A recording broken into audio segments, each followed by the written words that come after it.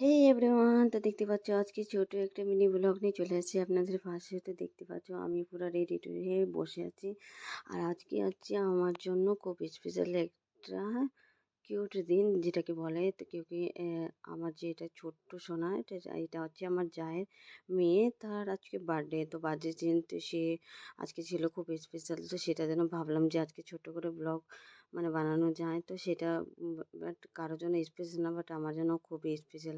কেন যে যেহেতু এই বাড়িতে আমি আগে থাকতাম, গত 6 মাস থেকে আমি থাকি না এই বাড়িতে। তো খুব দুঃখ লাগতেছে যে এই বাড়িতে আমি থাকতাম আর 11 বছর থাকলাম, সেই বাড়িটা থেকে আমি একটু দূরে থাকি বা কিছু রিজন, কিছু সমস্যার কারণে আমি একটু নিজের বাড়ি থেকে আমি চলে গেছি এটা। বাট আশা করি তো এই আমি থাকবো না। তো দেখতে পাচ্ছ আমার ছোট যা এখানে বাচ্চাদের এখানে টুপি পরাচ্ছে এখানে, কিউকি আনন্দ তো আমি করব, বাট এটা আনন্দ বেশি আমার বেশি লাগে। কিউকি কিছু কিছু একটা হলে মানে আমাকে স্পেশালি বলা হয় কি এরকম। তো দেখতে পাচ্ছ এখানে হচ্ছে আমার শাশুড়ি, ওই টুপি পরাচ্ছে, তিলক লাগালো, তিলক লাগালো, এই যে বরণ করলো। কেন তো বরণ করাটা উচিত, কিন্তু বাড়ি যেটা ঠামা হয়, এখানে তো 6-7টা বাচ্চা আছে।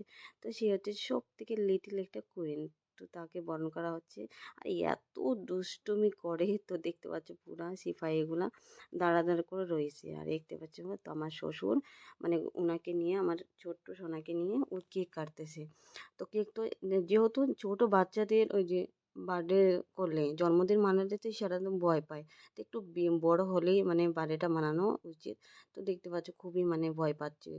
ওই যে লাইট জ্বলতেছে সেটা নিয়ে খুব ভয় পাচ্ছে, কিন্তু ছোট মানুষ না হয়তো আমার যদি ধরা যায় তো হ্যাঁ 3 বছরের হলে তো বাচ্চারা বুঝতে পারতো, সে একটা আনন্দ হতো, সে তো বুঝতে পারতো না। তো এখানে জবরদস্তি ওকে খাওয়ানো হচ্ছে, কাটানো হচ্ছে।